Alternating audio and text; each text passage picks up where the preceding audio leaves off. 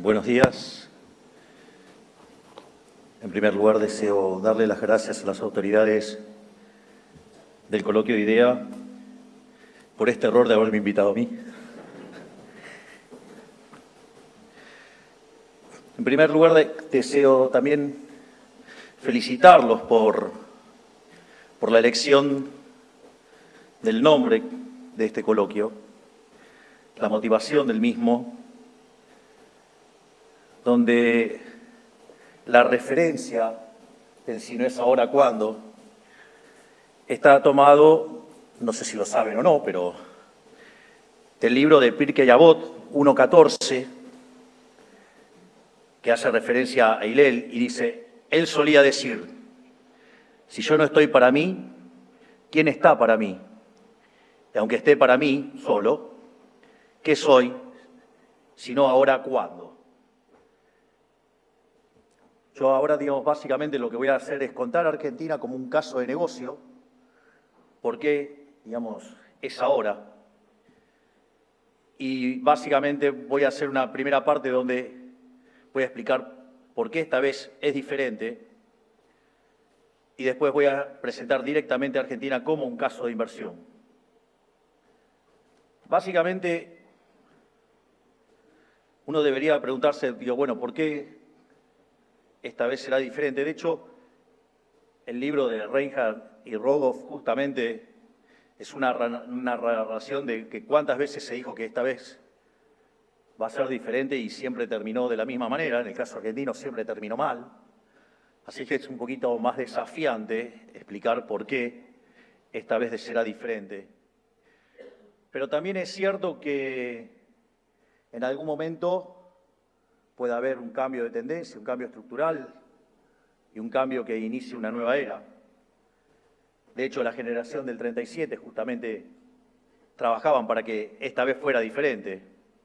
Y vaya que lo lograron, porque cuando en 1860 se puso en marcha la Constitución de Alberdi, de ser un país de bárbaros, en 35 años nos convertimos en la primera potencia mundial. Así es que la idea central de esta presentación es mostrarle por qué eso es factible y por qué esta vez sí puede ser diferente. Naturalmente, para explicar por qué esta vez es diferente no podemos dejar de lado las condiciones iniciales con las que nos hemos enfrentado, porque también la forma en la cual hemos resuelto esto hace al argumento de que esta vez será diferente. Básicamente nosotros al momento de asumir nos enfrentábamos con lo que potencialmente era la peor crisis de la historia argentina, combinaba los peores elementos de las tres crisis más grandes de la historia argentina. Teníamos un desequilibrio monetario o sobrante monetario, el money overhang, que era el doble del que teníamos en el Rodrigazo. Consideren que en aquel momento, cuando el Banco Central se quedó sin dólares y no le quedó otra que abrir y devaluar, la tasa de inflación se multiplicó por 6 veces. Si era el doble, imagínense que nosotros veníamos viajando al 200%, nos íbamos a 1.200 de base, y si era el doble, 2.400.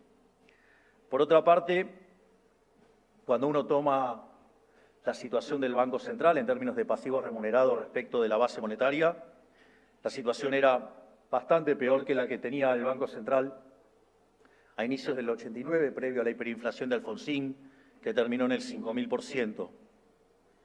Y al mismo tiempo, los indicadores sociales eran peores de lo que teníamos en la previa del estallido de la convertibilidad. Por lo tanto, está claro que la situación era extremadamente compleja y que cualquier error hubiera detonado una crisis de proporciones muy difíciles de imaginar, pero que a la luz de lo que fueron cada una de estas crisis no resulta complicado imaginarse que por lo menos la pobreza se hubiera duplicado. Por lo tanto, hubiéramos estado en niveles por lo menos del 90% o un poco más, y con seguramente la mitad de la población indigente.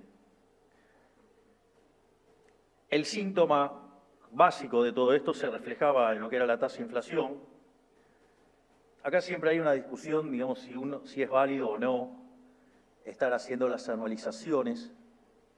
desde mi punto de vista sí es válido porque es al ritmo que venían moviéndose los precios y había elementos que permitían una convalidación monetaria que efectivamente los validara en los hechos.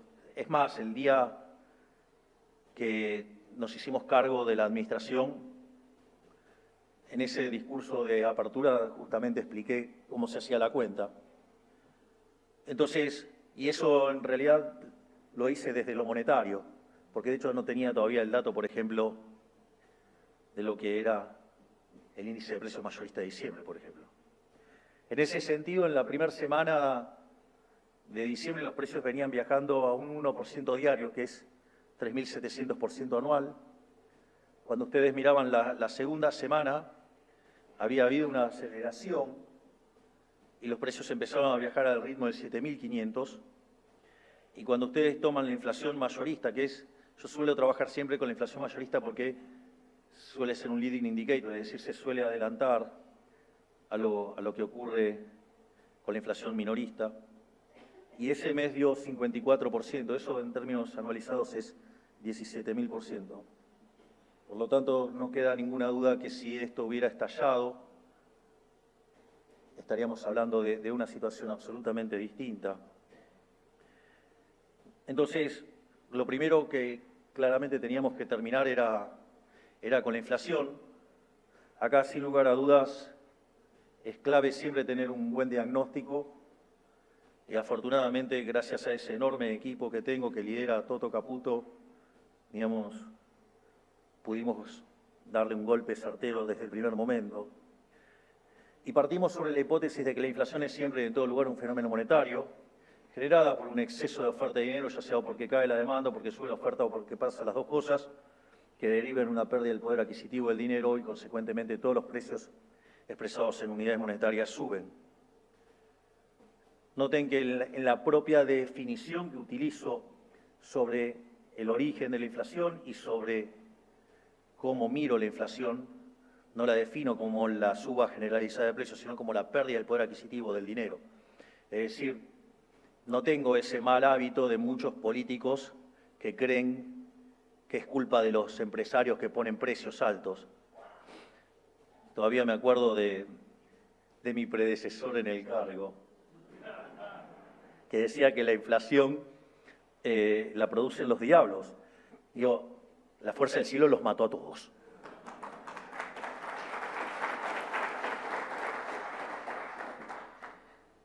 Digo, porque esa propia definición de suba generalizada de los precios es lo que permite que algún trasnochado crea que esto se arregla con controles de precios, cuando eso no funcionó nunca en la historia de la humanidad. Y si hay un lugar donde no funcionó nunca fue en Argentina también.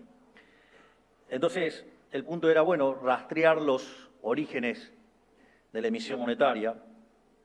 Y también acá era interesante, porque otra cosa que estallaba a los ojos de cualquiera que miraba el caso argentino era los déficits gemelos. Piensen que cuando un país tiene 4% del PBI de déficit gemelos es una alerta amarilla, 8 es una alerta roja porque va en camino a pegarse una piña. Nosotros teníamos 17, más o menos para tener un orden de magnitud desde el desafío. Ahora, de esos 17, 15 estaban en el sector público, 5 en el Tesoro y 10 en el Banco Central. Entonces, básicamente la idea era, bueno, atacar el problema del sector público y atacar el problema del Banco Central. Y es que en ese contexto nosotros desarrollamos el programa del déficit cero. Recuerdo que cuando nosotros hacíamos campaña con una motosierra, muchos se lo tomaban a la risa. Además decían que era imposible. Y además, si uno miraba la historia argentina, parecía bastante complicado, porque de los últimos 123 años Argentina tuvo déficit en 113. Los 10 que no tuvo es porque estaba en default. Y además, cuando uno tomaba la cantidad de crisis utilizando la metodología de Ana María Cerro y Osvaldo Meloni, Argentina desde 1901 hasta hoy tuvo 23 crisis, donde 21 tienen origen fiscal. y donde se separan entre alto déficit fiscal y desmadre fiscal directamente. Hay un montón de otras cosas más que hacen a la herencia, y esto yo no quiero recargar mucho porque lo he dicho en otros lugares y quiero dejarme más tiempo para discutir el caso argentino. Pero eso que parecía virtualmente imposible, que no se podía ajustar más que un punto por año, que no lo íbamos a lograr nunca, bueno, nosotros lo logramos en el primer mes de gestión. Es decir, en el primer mes de gestión logramos lo que en 123 años la economía argentina no se había logrado nunca.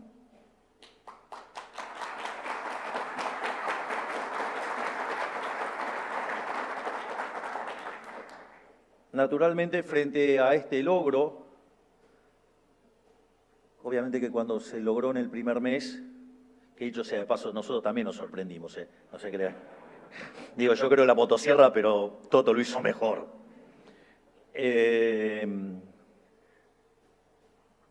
Ahí empezaron a cuestionar sobre la calidad del... En lugar de reconocer que se equivocaron los econochantas mandriles, empezaron con que no, tiene mucho de licuadora y tijerita y todas esas cositas de estos chicos que no son herederos de Adam Smith seguro. Yo sí, ellos no. Pero dicho eso, más allá de los chistes parroquiales, básicamente lo primero que hicimos fue reducir el número de ministerios de 18 a 9, hoy ya tenemos 8 ministerios. Además, se eliminó de cuajo la obra pública.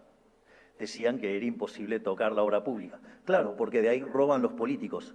Y nosotros, como sí estamos dispuestos a hacer un gobierno de gente honesta, lo primero que cortamos fue la obra pública.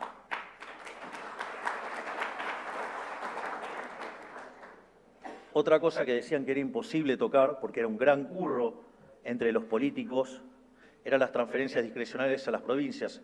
En general, lo que se trataba de hacer era hacerle esas transferencias a aquellas provincias con las contabilidades más opacas posibles, justamente para que de esa manera pudieran robar.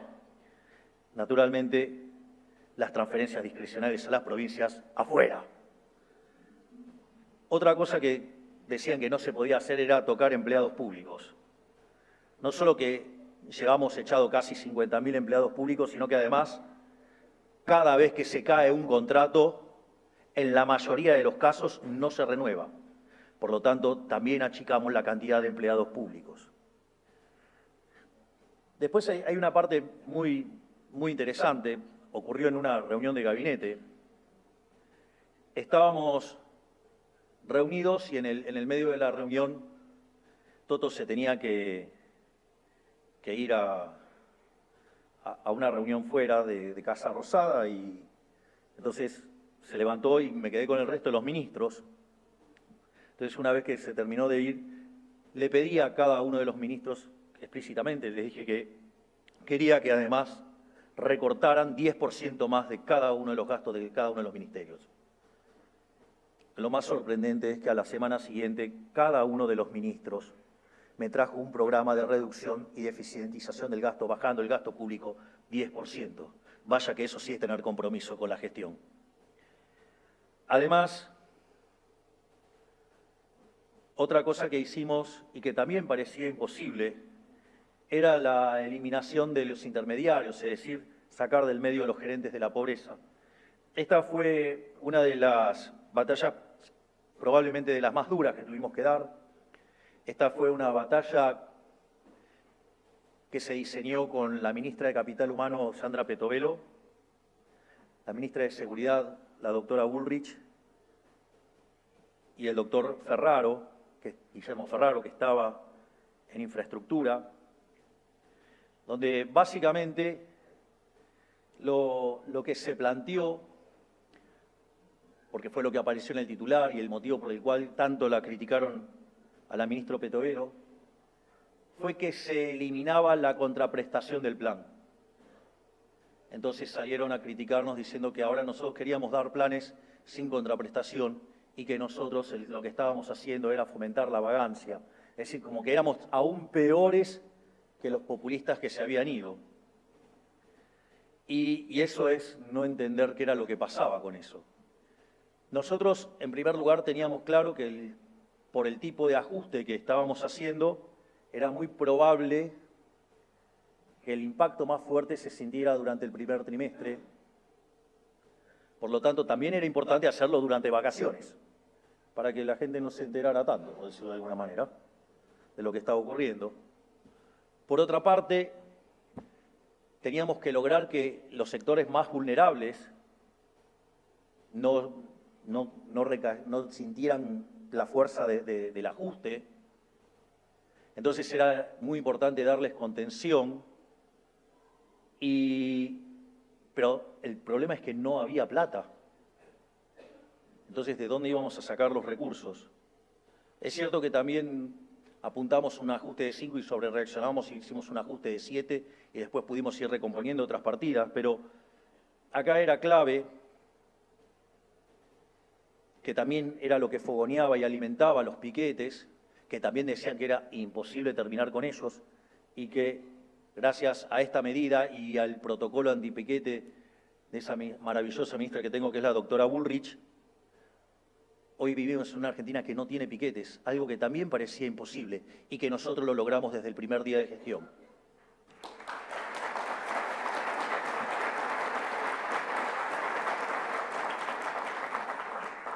En ese contexto pasó algo que era, toda la gente creía que como los beneficiarios de los planes recibían una tarjeta, eso evitaba que hubiera intermediarios, y en realidad eso no evitaba que hubiera intermediarios, porque básicamente, si bien cobraban con una tarjeta, al momento que tenían que dejar la constancia de que habían prestado el servicio, en ese momento era cuando le cobraban el peaje.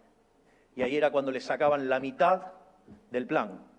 Entonces, de repente tenían 2 planes y un plan se lo tenían que dejar, digamos, a las sordas piqueteras para que justamente pudieran, digamos, seguir cobrando el plan. ¿Y cómo era la prestación? Llevar los cupones que le daban en las marchas, que constaran que habían estado en las marchas. Entonces, una de las cosas que nosotros hicimos es quitamos la obligación de esa prestación. Entonces, ¿qué es lo que pasó? Las personas no estaban obligados a ir a dar cuenta de que habían hecho algo y por ende, sin que nosotros giráramos un solo peso más, se le duplicaron los ingresos en el medio del ajuste. Pero al mismo tiempo, eso le quitó recursos a los piqueteros, a los gerentes de la pobreza. Por eso era tan importante tener rápido el protocolo antipiquete y por eso era muy importante lo que pasaba en la primera batalla que íbamos a tener. Y en ese contexto, el sistema de transporte, en lugar de usarlo para hacer campaña negativa, como hizo Massa durante toda la campaña, diciendo todo tipo de aberraciones, que es hasta el día de hoy que tengo que seguir explicando que son mentiras, como por ejemplo que voy a arancelar las universidades o que las quiero cerrar o que las quiero privatizar. Es decir, entonces utilizan toda esa campaña negativa para que no los auditen. Entonces la pregunta que yo les haría es, ¿ustedes están a favor de los chorros y que no los auditen y que utilicen las universidades para afanar con la política? Porque esa es la pregunta. Ni las universidades no van a ser privatizadas, van a seguir siendo públicas y no aranceladas. Lo único que queremos hacer es auditarlas. Y sin embargo tengo que seguir respondiendo por esto.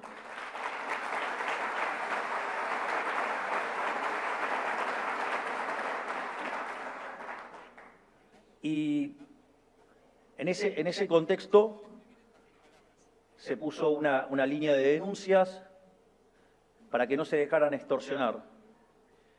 Y obviamente sacamos 18.000 efectivos a la calle, ya que Beliboni amenazaba con una manifestación de 50.000 e internamente decía que iba a ser 100.000, entonces, o sea, así se mostraba, digamos, como un mega éxito.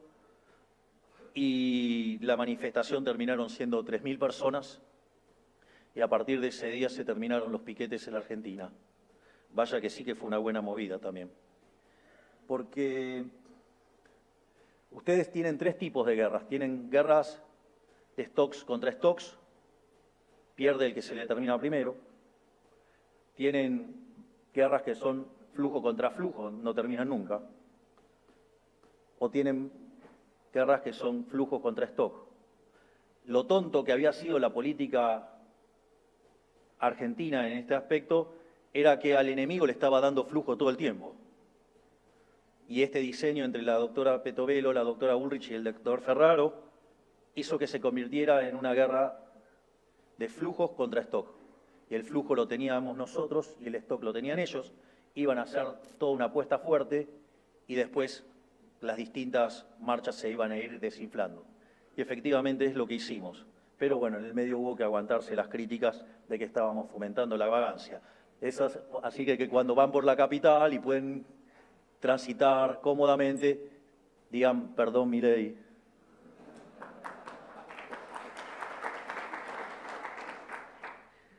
Naturalmente, esto también hubo, ¿sí?, una licuación de salarios en el sector público y obviamente que eso también, digamos, impactó en las jubilaciones que hoy están arriba del 10% de lo que, por encima de la inflación y arriba de lo que estaban en noviembre. Y no solo eso, sino que además en dólares se triplicaron. Eso, Dios, básicamente fue el programa de la motosierra, algo que no se hizo nunca y nos metimos con un montón de vacas sagradas porque nos metimos con la obra pública, con las transferencias, nos metimos con todo, nos metimos con los gerentes de la pobreza. Por lo tanto, no es que era imposible, solamente había que tener el coraje para hacerlo y nosotros lo tuvimos. Por otra parte, eso solamente arreglaba un tercio del problema. Teníamos todavía el problema del Banco Central, digamos, lo que era el déficit cuasi fiscal y que implicaba emisión endógena de dinero y por ende, digamos, si queríamos cortar con la inflación teníamos que terminar con el cuasi fiscal. Ahí también fue muy importante el hecho de empezar a mostrar sistemáticamente el equilibrio fiscal y que era algo que había venido para quedarse y que no era algo transitorio, porque acá hay algo muy importante: si yo voy a déficit cero, el incremento de deuda es nulo. Por lo tanto, la relación deuda-producto es no creciente. Y si la relación deuda-producto es no creciente, por ende uno es solvente intertemporalmente y tarde o temprano el riesgo país va a colapsar. Y lo recibimos cerca de 3.000 y hoy está peleando por romper los 1.000. Así que parece que también ahí vamos bien. Y no es que está bajando por un problema de error tipo 2. Digo, me parece que haberlo logrado en base a tener su solvencia fiscal es un logro y muy lejos que lamentar. Digo, por eso de alguno que la tintura le quemó el cerebro. Entonces, en esa limpieza del Banco Central teníamos que enfrentar el tema de los pasivos remunerados. Es más, lo que eran las LELIQs, digamos, que eran instrumentos a 30, 60, 90, 180, 270 días, el gobierno anterior lo había pasado todo a un día.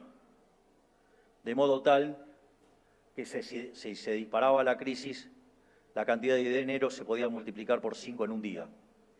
Obviamente que eso hubiera implicado una explosión inflacionaria brutal y para fin de año ya no estábamos más en el poder y ellos volvían al gobierno, pero con todo el trabajo sucio hecho.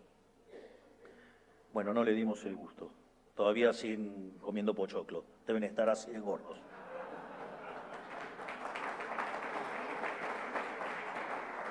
Es más, con toda la que se llevó de los guardapolvos, seguramente va a poder quedarse bien redondo. Entonces, ahí también dimos una batalla muy importante al inicio, porque ¿qué era lo que nos sugerían gran parte de la profesión? Y era que subiéramos la tasa de interés, que la lleváramos a terreno positivo, la tasa de interés real. Y la realidad es que si nosotros hubiéramos hecho eso, hoy estaríamos discutiendo de una relación pasivos monetarios contra la base de más de 10 veces y estaríamos discutiendo el carry trade y estaríamos discutiendo cuándo estaríamos por volar por los aires y estaríamos discutiendo que la inflación no baja porque la expectativa de emisión, ya que esos pasivos remunerados son emisión futura, consecuentemente no bajaba nunca, lo cual hubiera sido un error enorme. Hay obviamente toda una discusión, digamos, sobre utilizar o no la tasa de interés, Eso lo comenté en la última reunión del Banco Central. Pero nosotros lo que decidimos fue arbitrar la tasa en dólares, dado el salto del tipo de cambio, que no fue ni más ni menos que un sinceramiento, porque me causa gracia la deshonestidad intelectual de algunos diciendo, no, Milei llegó y devaluó, digamos, como si la brecha no existía y como si el Banco Central estaba que reventara de reservas. O sea, verdaderamente, hay gente que, yo no sé si no se escucha, no lee lo que escribe, digamos, no se puede ser tan deshonesto intelectualmente. Pero al arbitrar la tasa en dólares y en un proceso de estabilización y con un sinceramiento de precios, era obvio que la tasa de interés en pesos, aún siendo negativa en términos reales, que se podía arbitrar con la tasa de dólares. Y eso al mismo tiempo nos permitió ir licuando los pasivos remunerados. Y mientras tanto seguíamos consolidando el equilibrio fiscal.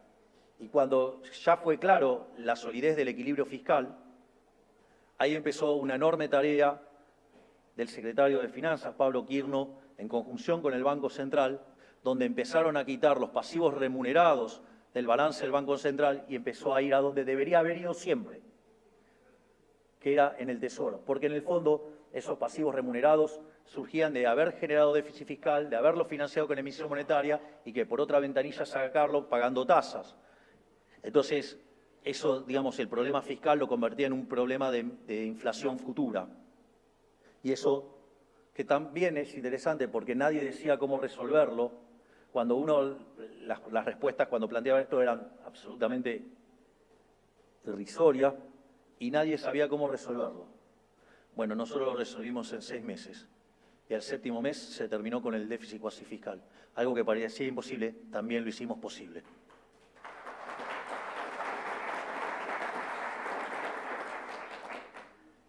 Y después que logramos cerrar el grifo de los pasivos remunerados, pasamos al esquema de exceso de oferta de dinero cero. Me recuerdo que eso lo presenté en la Bolsa de Comercio y explicaba que solamente entonces íbamos a comprar dólares, es decir, que la única fuente de emisión que iba a quedar era la compra de dólares. Y una de las cosas que nos dimos cuenta es que estábamos equivocados con ese esquema. Si ustedes toman los libros tradicionales de economía internacional monetaria, ustedes van a encontrar que cuando alguien, digamos, va y vende los dólares, o dicho de otra manera, le compra pesos al Banco Central, eso tiene demanda de dinero y no genera inflación. Bueno, eso es cierto en un mundo donde no hay controles de capitales. Cuando ustedes tienen controles de capitales, ustedes van y compran pesos, no porque quieren, sino porque están obligados, y por lo tanto ese diferencial entre lo que ustedes querrían tener y lo que efectivamente están comprando es lo que genera presión sobre el nivel de precios. Y frente a un ataque especulativo, donde el dólar cotizaba a 1.500 pesos y nos anticipaban que a la semana que seguía se iba a 2.000 y así sucesivamente, decidimos cambiar el esquema monetario e ir directamente a emisión cero. Bueno, parece que también funcionó y pasó algo que nunca pasó en Argentina, y es que el dólar de 1.500 se cayó a 1.100. Así que eso que también parecía imposible, nosotros también lo hicimos posible. Entonces, el resultado de todo esto es que la inflación mayorista, que estaba en el 54%, es decir, anualizada en el 17.000, en el día de ayer se conoció la inflación minorista del último dato, y básicamente la inflación de septiembre fue del 2%. Es decir, que de tener la inflación en el 17.000, la llevamos al 28% y no tengan duda que la vamos a seguir bajando.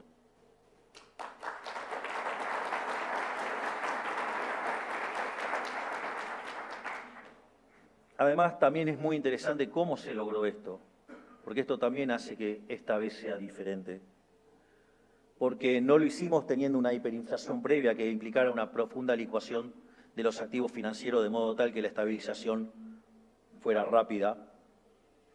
Lo logramos también sin una expropiación, es decir, nosotros no recurrimos a la violencia de un plan Bonex, ni a una renegociación compulsiva o un default o cualquier equivalente. Digamos, por eso cuando decían, ¿cuándo terminan de limpiar los remunerados? Y no sé. La respuesta es, no soy un dirigista, yo soy liberal. Y esto es un proceso de mercado y las vamos a terminar limpiando acorde el mercado permita que las pasemos a otro instrumento. Por lo tanto, también esto es una novedad para lo que es la economía argentina, que lo hicimos sin expropiar y sin default. Otra característica importante es que todo esto lo estamos haciendo sin controlar precios, lo cual también hace una gran diferencia. Por otra parte, también lo hicimos sin fijar el tipo de cambio, porque si uno fija el tipo de cambio, esto ocurre más rápido. Y como si todo esto fuera poco, lo hicimos en una recomposición de precios relativos. El gobierno anterior había dejado los precios muy atrasados y nosotros los estamos recomponiendo y hoy los precios cubren más del 80% de los costos. Por lo tanto, esto sí que es verdaderamente una manera diferente de bajar la inflación a cómo se hizo en los programas anteriores en el caso argentino. Y como si todo esto fuera poco, uno podría decir, bueno, pero ¿qué pasó en términos de actividad? Mire, el programa más parecido en términos de ajuste que se hizo en Argentina, digamos, mucho menor que este, pero de magnitud importante, fue lo que pasó con Duhalde en el 2002. Ese año el PBI cayó 10,9% y en el segundo trimestre, que es cuando entró de lleno el ajuste, la economía cayó 16%. Es más, días atrás el viceministro Daza contaba que todas las experiencias de ajustes fuertes, no como el que hicimos nosotros, pero de ajustes importantes, en cada uno de esos casos el PBI había caído por lo menos 10%.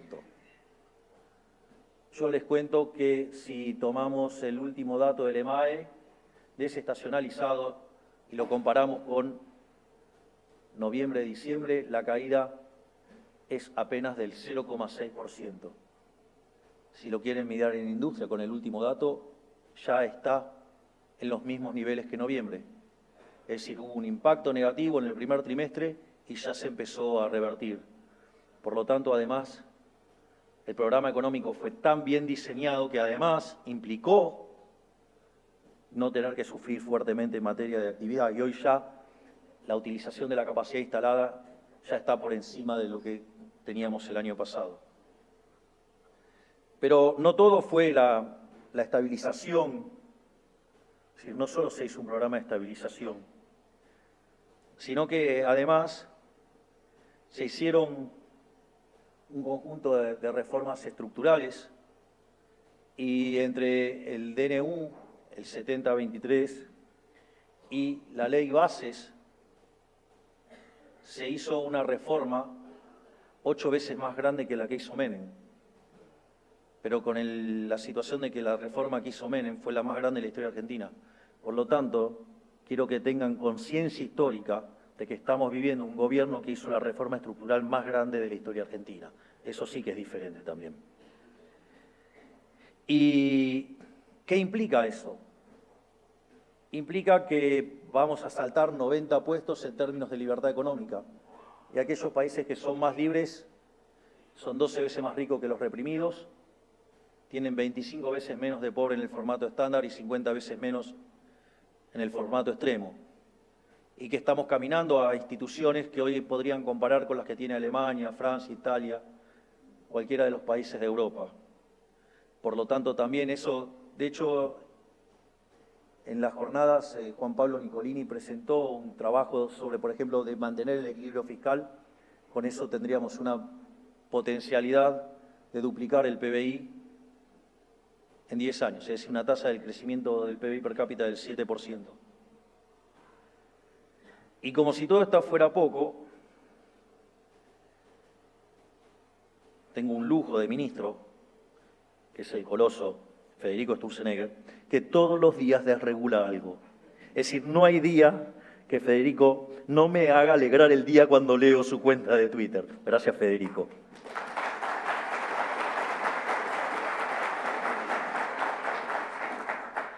Y ahora es cuando voy a empezar a venderles el caso argentino, porque una vez que hable del RIGI, ahí voy a empezar a ver, voy a poner a Argentina como si fuera un negocio.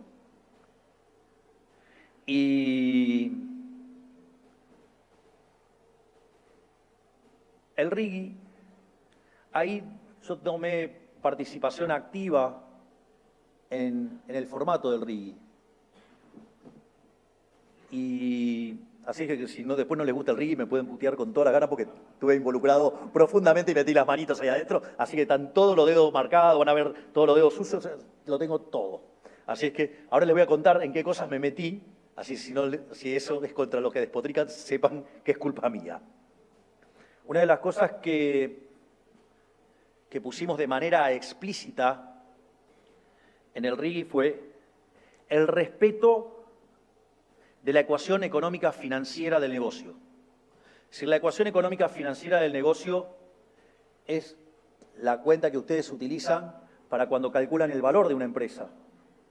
Es decir, si ustedes tuvieran una empresa regulada, por ejemplo, y que básicamente lo que se hace a una empresa regulada es decir, se le hace nula la cuasirrenta, implica que va a tener un retorno similar al costo de oportunidad, que en una empresa regulada, además, se regula el WACC, por decirlo de alguna manera. Y en ese sentido, por ejemplo, en el caso de una empresa regulada, ustedes buscan un sendero de precios tal que el BAN sea cero, o sea, que la TIR sea igual al WACC, de modo tal que ustedes la pueden reescribir en términos de los ingresos necesarios para cubrir el costo de operación y mantenimiento, el costo fiscal y la retribución del capital. Es decir, son distintas formas de escribir esa misma ecuación. Pero lo más interesante de esa ecuación es que tiene un elemento que permite cuantificar los efectos de las atrocidades que puede causar el Estado. Ya sea que sube impuestos, ya sea que modifique o cree nuevos impuestos, o que modifique las condiciones de juego. En el caso de una empresa regulatoria es más fácil, digo, porque sería una modificación en la regulación. Pero supongan que ustedes son una empresa que se dedican al alquiler de oficinas. Y aparece un gobierno y le pone ley de alquileres, que era imposible tocar.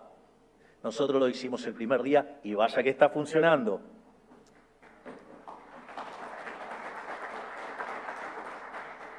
Entonces, el hecho de incorporar la ecuación económica financiera de un negocio hace que cada vez que el Estado o un gobierno quiera hacer política fiscal, haciéndole daño al sector privado,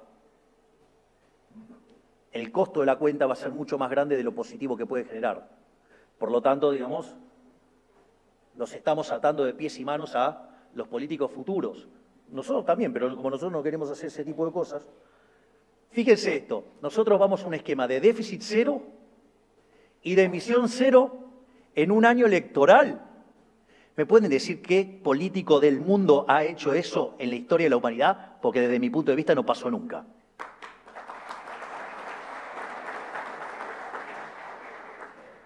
Al mismo tiempo, otra cosa que pusimos en el RIGI, en la versión original había la elección de 3 tribunales. Entonces ustedes podían elegir uno de esos 3 tribunales. En esos 3 tribunales, la modificación que se me ocurrió hacer a mí es que uno elija un tribunal, pero si al correr del tiempo no está contento con ese tribunal, lo pueda cambiar. Es decir, que tengan flexibilidad, que si un tribunal no da respuestas, cambiarse de tribunal. Es decir, se va a terminar la joda de los políticos expropiando a los creadores de riqueza. Se va a terminar con eso porque si no responde un tribunal, van a ir a otro. Pero además, eso no me alcanzaba, yo quería un poco más. Estaba bastante insaciable ese día, parece. Será porque vengo del sector privado. Y otra cosa que se me ocurrió fue agregar un tribunal local. Porque cuando uno mira la experiencia de otros casos, siempre los tribunales internacionales demandaban mucho tiempo. Y en cambio con tribunales locales eso fluye mucho más rápido. Ahora, ese tribunal local está obligado a tomar los resultados que genera defensa de la competencia. Y defensa de la competencia va a tener una unidad especial para RIGI. Y aquellos que sean los que siguen los contratos de RIGI, las situaciones de RIGI, van a tener que saber de micro, van a tener que saber de macro, van a tener que saber de Law and Economics, van a tener que saber de derecho, van a tener que saber también de finanzas y muy especialmente de evaluación de empresas y de regulación económica. Y van a tener que, ahora digamos va a haber examen de ingresos para todos lados, pero ese examen lo van a diseñar algunos notables y yo. O sea, yo no soy el notable. Los notables son Federico Sturzenegger, Toto Caputo, Santiago Banzo-Fusili, y yo meteré alguna maldad adicional, pero, digamos, con lo cual va a ser una unidad destinada a cuidar a los inversores, con lo cual van a poder optar siempre también por el tribunal local bajo estas características. ¿Por qué digo esto? Porque ya entrando en Argentina propiamente dicho, si ustedes quisieran evaluar un proyecto van a estar mirando el flujo de fondos. Ahora, flujo de fondos maravilloso, pero ustedes, digamos, pueden tener un negocio fenomenal, pero si después viene el Estado o un gobierno y los expropia, digo, el mecanismo no funciona. Es decir, es muy importante, probablemente una de las instituciones más importantes, digo, junto al respeto a la vida y a la libertad, es el derecho de propiedad. No por nada, las sesiones de este año, nosotros dijimos que era la vida, la libertad y la propiedad. Y acá la propiedad privada se va a respetar a rajatabla, porque eso lo que va a permitir es que los ahorristas puedan ahorrar y van a ser defendidos. De hecho, la forma en la cual nosotros desarmamos la situación del Banco Central fue respetar el derecho de propiedad. Y eso también implica que no vamos a avanzar sobre los resultados de la inversión. Para nosotros, el que gana dinero no es un malvado, para nosotros el que gana dinero es un benefactor social. Es decir, es un héroe. Es decir, es alguien que le está arreglando la vida, porque ustedes solamente pueden ser exitosos sirviendo al prójimo con bienes de mejor calidad o mejor precio. Por lo tanto, nosotros, lejos de perseguirlo, lo vamos a festejar, los vamos a aplaudir.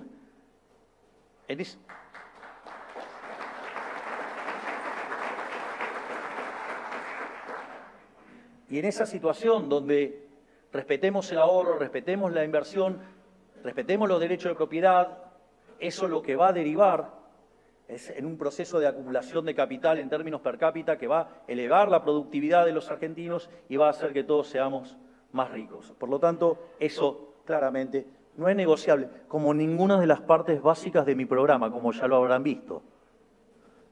Digo, porque cuando decía que si los degenerados fiscales hacían cosas que dañaban el equilibrio fiscal, te decía, no se va a animar. Vamos, díganme si no me animé. Pero, al margen de eso, otra de las cosas que quiero mencionar es, bueno, después ustedes van a elegir un sector. Digo, se imaginarán que yo siendo liberal no me voy a estar metiendo en fomentar algo particularmente. Yo, don't pick the winners. Esto es muy interesante porque en muchas ocasiones algún que otro trasnochado dice, pero no tiene programa. No tiene programa de estabilización. ¿Y que bajó de milagro la inflación de 54 a 2? Que dicho sea de paso, es la inflación inducida también, ¿no? Digo, esperen que lleguemos y lo logremos en consumidor y vamos a ver qué pasa con ese después. Ya se lo saben, obvio que lo saben. Pero, dicho esto, desde nuestra perspectiva, un programa de estabilización tiene tres patas. Una política fiscal, una política monetaria y una política cambiaria. En lo fiscal, déficit cero. En lo monetario, emisión cero. Y competencia de monedas, cosa que ya está ocurriendo. Para aquellos que tienen grandes temores por la apreciación cambiaria, no se preocupen, estamos permitiendo que oferta y demanda de dólares se mapeen voluntariamente por los individuos. Por lo tanto, no van a tener una abrupta caída del tipo de cambio que sea tan rápida que no les permita ajustarse en el sector real y terminen en la quiebra. Está contemplado, pero no tengan miedo, digamos, ahora pueden hacer transacciones en dólares y en cualquier otra moneda. Así es que ánimo, eso no es un problema. Digo, dejen de ser asustados por economistas que parece que se murieron con los dinosaurios y resucitaron y mantienen la misma costumbre que los dinosaurios. Al margen de eso, está claro que Argentina tiene sectores que son muy interesantes, que también sugiero que lo pongan cuando hacen los análisis del tipo de cambio real. Primero, o sea, es bastante discutible el tema del análisis del tipo de cambio real, pero me parece más cuestionable de cuándo cortan las series. ¿Por qué cortan la serie en el 2002 o en el 2003? ¿Por qué no la cortan en el 91? Ah, no, porque ahí le va a dar muy abajo. Entonces no pueden venir con, no hay un problema de tipo de cambio real. Es decir, con lo cual, ya digamos desde el problema que implica cuándo eligen la fecha no es un tema menor. Pero aún así, yo les aviso, con todo lo que está pasando en materia energética, con todo lo que tiene que ver con oil and gas, lo más probable es que Argentina vaya, sin lugar a dudas, a un nivel de moneda mucho más apreciada. Es decir, ¿por qué? Porque hay enormes oportunidades en temas de oil and gas que claramente, respetando los derechos de propiedad, van a aparecer las inversiones. Y de hecho, el RIGI ya tiene anuncios por más de 50.000 millones de dólares de inversiones y muchas empresas ya están invirtiendo. Es más, muchas de las empresas ya están colocando deuda por debajo del 8% en dólares y mismo Pampa lo hizo a 5,75. Por lo tanto, prepárense porque se viene una tremenda oleada de dólares desde ese lugar. Obviamente que con la presencia del RIGI, las inversiones en minería, digamos que las más emblemáticas serían cobre y litio también, digamos, van a estar haciendo un gran aporte. Sin lugar a dudas, nuestro campo siempre, y en la medida que podamos crecer y bajar impuestos, eso, digamos, vamos a ir contra las retenciones y eso además va a permitir que el sector del campo pueda expandirse más fuertemente. Por lo tanto, el agro, sí, y la ganadería tienen mucho para aportar acá. Y obviamente en una economía que genera todo esto, digamos, genera un montón de oportunidades en materia de servicios.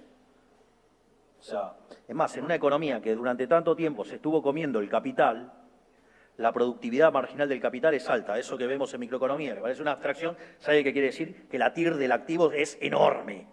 Es decir, la TIR del flujo de fondo de la firma es enorme. Por lo tanto, además, si trabajamos fuertemente en bajar el costo del capital, las inversiones tendrían que fluir muy fuertemente. Y después otra cosa en la que estamos trabajando de manera intensiva, y muy especialmente con el doctor Reidel, es en el tema de inteligencia artificial. Desde nuestro punto de vista, la inteligencia artificial es como una suerte de revolución industrial, pero reloading. Cuando ustedes miran las estadísticas del crecimiento del PBI per cápita a lo largo del periodo que va desde el año 0 de la era cristiana hasta ahora, digamos, esa serie se suele describir como palo de hockey. Es una serie que está prácticamente constante durante 1800 años y después pega una fuerte aceleración como consecuencia de los impactos de la revolución industrial. Bueno, la inteligencia artificial va a hacer que ese proceso parezca un juego de niños porque va a ser mucho más profundo. Y para que la inteligencia artificial se desarrolle, ustedes necesitan tener energía barata, en lugares fríos y con altas extensiones de tierra.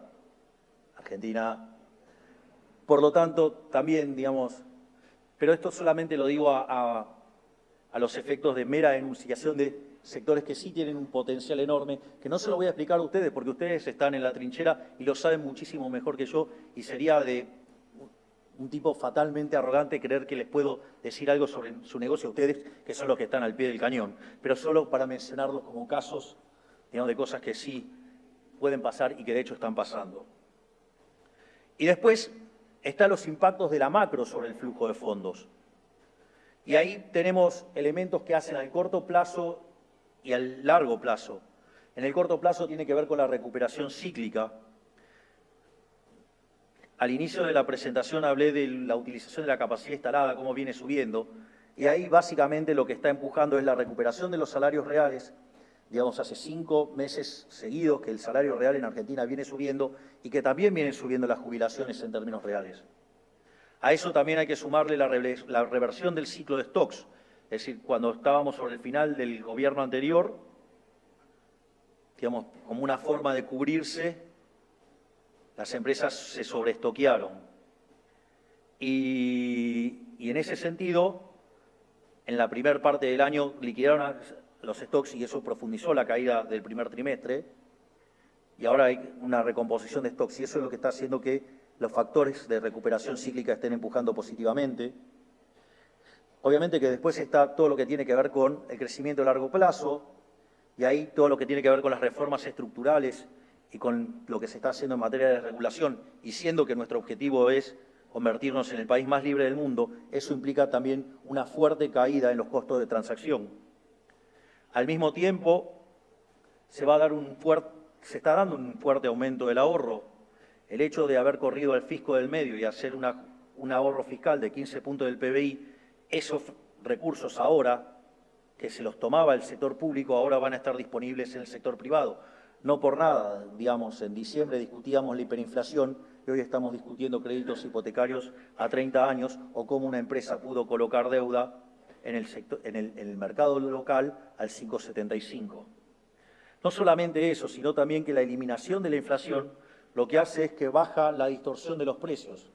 Es decir, la inflación tiene un efecto nocivo, que es el sistema de precios es un mecanismo de transmisión de información, de coordinación y ajuste. Y si ustedes básicamente tienen inflación, lo que hace es que eso fluya con ruido. Entonces, yo puedo estar explicando acá, yo ser muy bueno explicando, ustedes pueden ser personas muy dotadas intelectualmente y entender sin ningún tipo de problema lo que yo estoy diciendo, pero imagínense que a partir de ahora empieza a haber ruido y cada vez más ruido.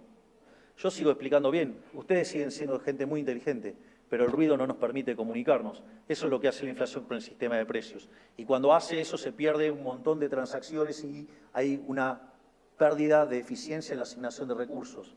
Bueno, nuestro programa de emisión cero lo que asegura es que el Banco Central no los va a molestar nunca más.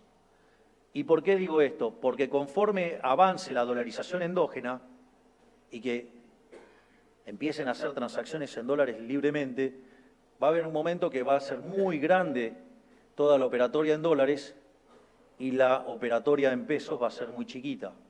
Y cuando se dé esa situación vamos a estar en condiciones de cerrar el Banco Central y que los políticos nunca más en la vida puedan volver a estafarlos con el impuesto inflacionario.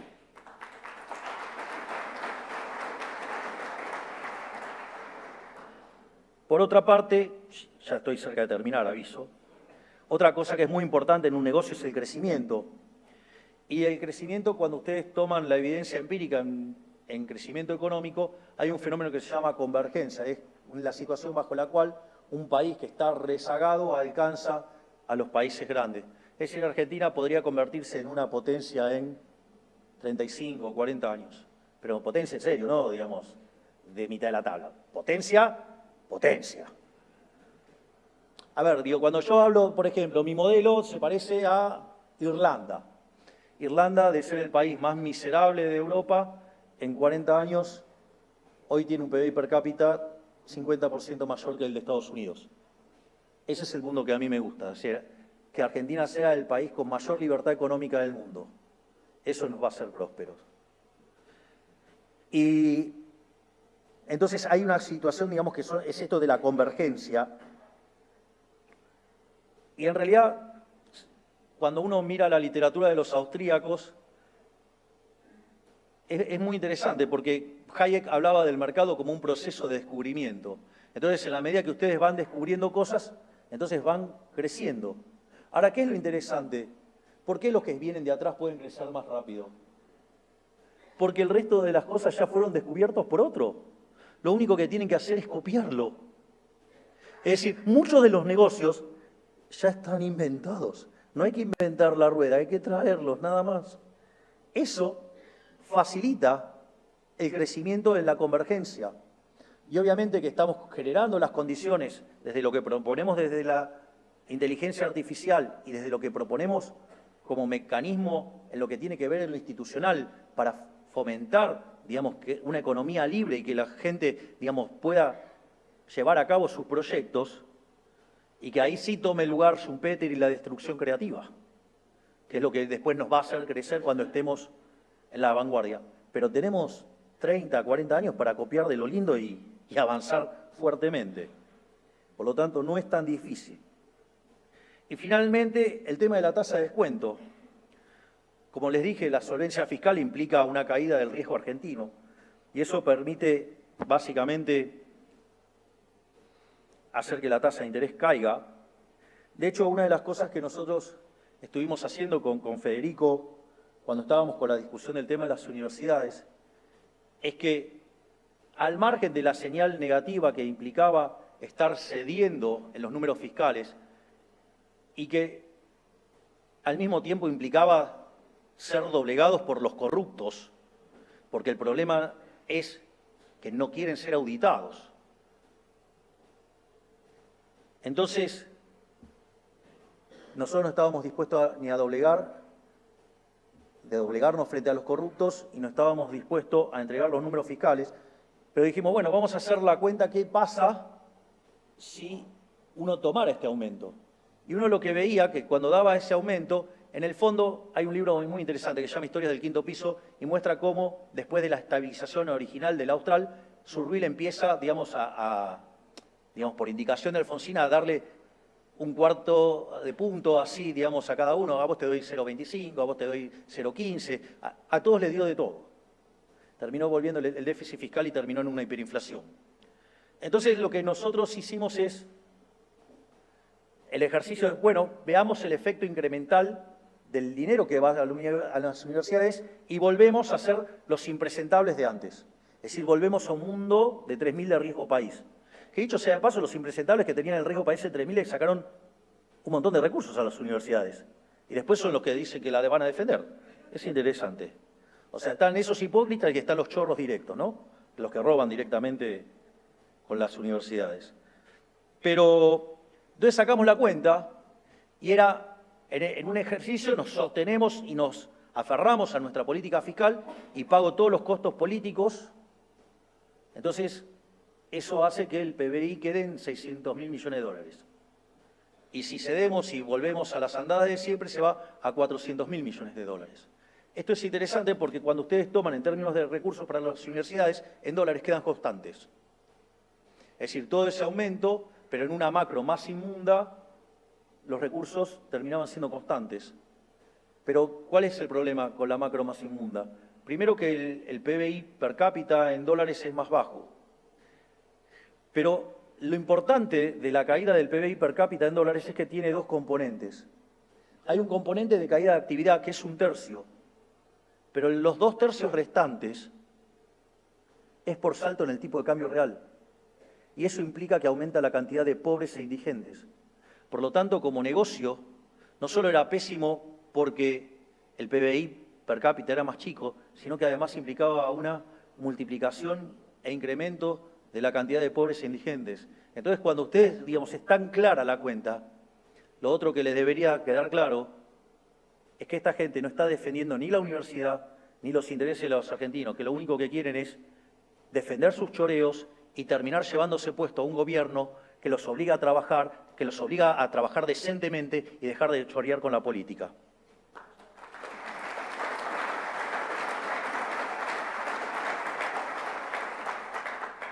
El otro argumento, y ya es el anteúltimo, así que ya estoy terminando, aviso, es la reducción de la volatilidad macro.